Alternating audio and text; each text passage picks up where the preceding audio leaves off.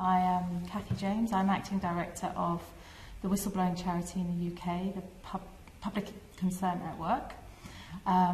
We run a helpline to advise whistleblowers on who are concerned about malpractice and are unsure whether or how to raise their concerns. We also work with organisations to help them to get whistleblowing policies right, and we monitor the UK law that protects whistleblowers, which is called the Public Interest Disclosure Act. I've worked for Public Concern at Work for 5 years. The organisation has been in existence for 18 years nearly, coming up this year will be 18, and we've advised over 19,000 whistleblowers who are worried about what to do about malpractice, which would include financial malpractice, abuse in care, fraud, problems in hospitals, problems in factories. It's across the board in the public sector, the private sector and the voluntary sector. So, yeah, we have around 2,000 calls a year. 50 to 60% of those are from individuals that have a genuine public interest concern and have a whistleblowing issue that they want to raise. Well, I was going to say how we help them to raise it. When they call, the starting point is what is the risk? What is it that they're worried about? Who do they want to tell? And what's stopping them? And we explore all the options for them, thinking about how best to get the concern addressed so that there's the best chance. So the way they're raising it in a responsible way, clearly, so that it's understood what it is they're saying they've seen or they suspect is going on, so that there's the best chance that that issue can be addressed with the least risk to them. So, you know, people at work are worried about their livelihoods, they're worried about what will happen to them, understandably. They're worried about whether their manager knows about the problem, whether it's more higher up than that. They're not sure whether the organisation itself will deal with it or whether they should go outside to a regulator, whether they should go to the press, whether they should go to the police, whether they should go to an MP. And we try and help them through the maze to raise the concern in a responsible way. So either it's addressed or there's accountability. So the managing board of a company can't say when the disaster happens, we didn't know. They will know. They'll be very clear what the issue is, as clear as possible.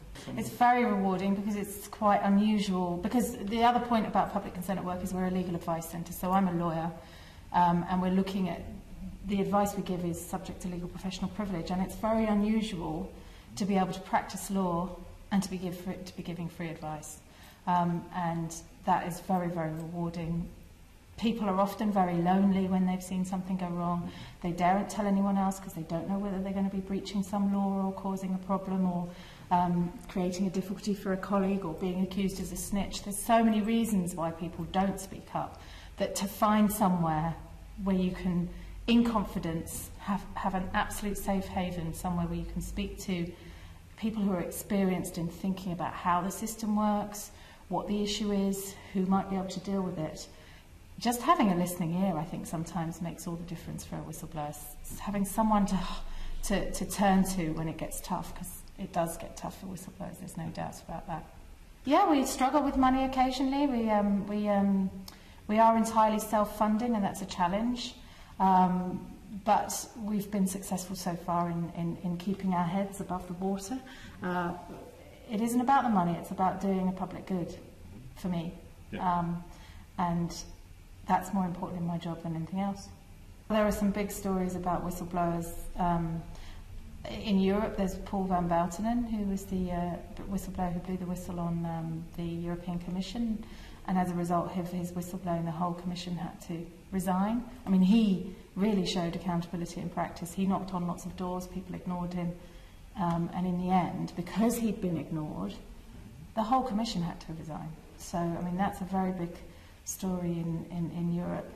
In the UK, I think the challenge with whistleblowing in the UK and for us and the media attention is that many of our clients come to us, we help them to raise their concern, they do so, nothing happens to them, they carry on with their job, they're not going to be the hero that's on the front page of the newspaper. So getting the positive news and the positive stories around whistleblowers can be very difficult.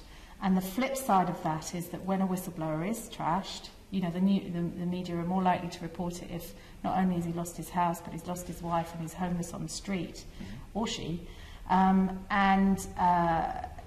in the end, that means that you end up with this endlessly negative material, and whistleblowers who campaign about whistleblowing quite often are saying don't do it, and that's very dangerous to the public interest.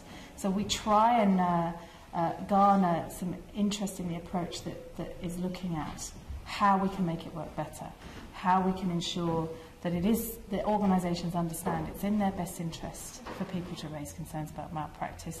They're all at risk of unknowingly harbouring malpractice, so it's a risk there for them, for any organisation, whatever type, whatever industry, whatever sector. There's a risk that people will be up to no good. So having the eyes and ears of their workforce as part of their risk management process is really important.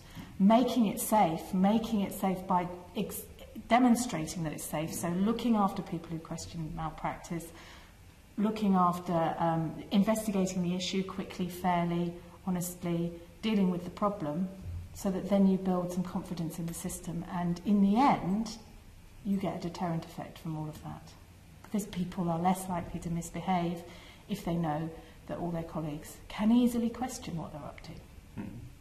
So there's this virtuous circle that whistleblowing has when you get it right within an organisation. The other side of that is that you should have a really good law for when it does go wrong, because inevitably, you know, with the best law in the world and with the best will in the world, there will be organisations who are engaged in malpractice, who are covering up, and if you question that, you're likely to be pushed out the door if it's genuine and it's senior. So that's a risk for the whistleblower. I don't think so. I think there's been quite a lot of research around that issue, but it's a bit like a witness to crime.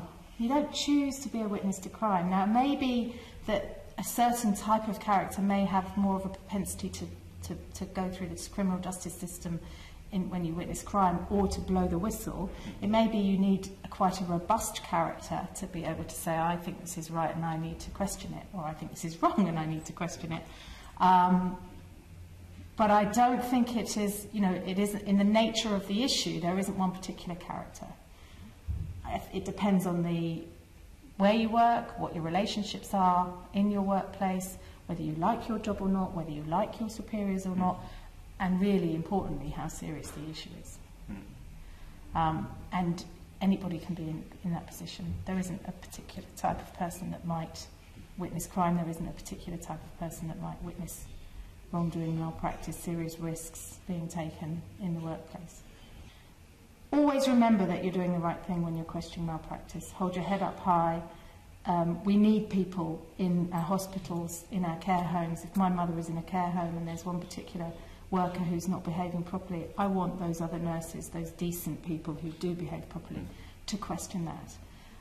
And I think it's a benefit for all of society that you're doing in sounding the alarm, blowing the whistle, getting the information so that that bad behaviour, that malpractice, that fraud, that corruption stops, and then you get a better society. So it's a public benefit in feeling that you're doing the right thing.